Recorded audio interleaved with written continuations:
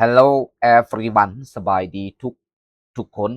ในคลิปวิดีโอที่ครูตุ้ยสิมาแบ่งปันคำศัพท์ที่ใช้ประจำวันก่อนอื่นหมดครูตุ้ยสิอธิบายสี่ข้องตัวหนังสือก่อนสี่ดำนี้แมนศัพท์ภาษาอังกฤษส่วนสี่แดงอยู่ในวงคอนี่ก็คือเสียง IPA หรือว่าเสียง phonetic ถ้าใครได้เรียนเรื่องเสียง phonetic หรือว่า phonetic จะหูดี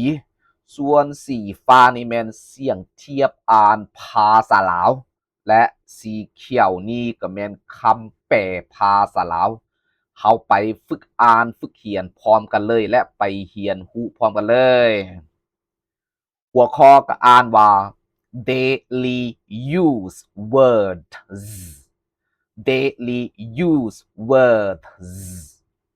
คำศัพท์ใช้ประจำวันมีอย่างใดหันก็คือคำศัพท์ที่มีความหมายว่าของฝากของไฮลาล่าของขวัญคำศัพท์ที่มีความหมายว่าของฝากของไฮลาล่าของขวัญมีคำศัพท์ใดแดไปจื้อเอาเลยเด้อ one gift gift ตัว n สีแดงในวงเล็บตัวย่อนี้หมายความว่าหนาวเป็นคำนามศัพท์เนี่ยแปลลาวาของฝากของไฮลาล่าของขวัญของฝากของไฮลาล่าของขวัญ next word number two present present หนาวคำนาม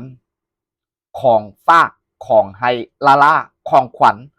ของฝากของไฮลาล่าของขวัญ next word number three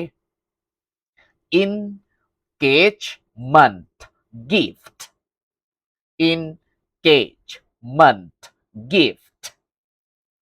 CPN ความหมายเต็มก็คือคำเผาหนาวนามซ่อนนามแปลลาว่าของฝากของไฮลาล่าของขวัญของฝากของไฮลาล่าของขวัญขอบใจหลายๆสำหรับทานทีกดไลค์กดแชร์กดกระดิ่งและกด Subscribe ให้ครูตุ้ยเพื่อเป็นกำลังใจในการสร้างคลิปวิดีโอบทเรียนใหม่ๆออกมาฮับใส่ทานผู้เหียน